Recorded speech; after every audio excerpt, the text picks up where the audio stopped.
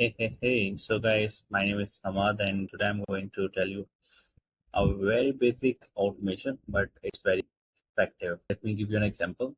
Like sometimes you have some clients on the retainer and suddenly their website goes down and you don't know about it. And after a day or maybe after a few hours, your client just get back to you and keep panicking and asking like what exactly the reason of the downtime of the website and something like that.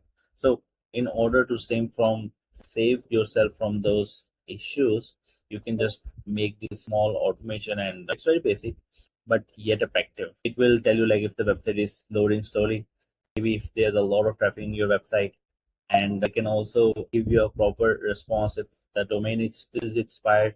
It will tell you like if it is a issue with the DNS, and also if the website is down because of the hosting too. I'm going to explain one by one. So first of all, you have to add the URLs here. You can see I have given it a variable named URL, and I have mentioned all of my websites here. So in the next, I can also show you by running this. So here's the code. It will give you all the URLs one by one, and then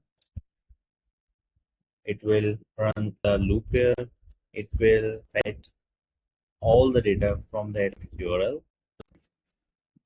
In this code, you can see it is just taking everything from the data from the HTTP and just checking with the classifications of the normal, if it is normal or not, or if the website is slow, or if it need to alert the user or not, and the alert message.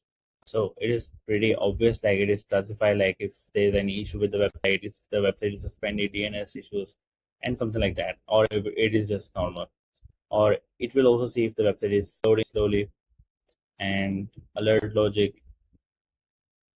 It is just giving us a complete code. Don't worry about this code. I will provide this complete JSON. Once again, I'm telling you, like, I'm going to provide this JSON, so don't worry about that. So in the next, okay, so here is the complete code logic, and we are going to if. So it's very basic. If JSON dot alert needed is true, it will send that to Discord channel. So that's it. That will run this for you, and you can also see that. So right now you can see my both websites are live, and there's no issue with these websites. So that's why I just post this false.com.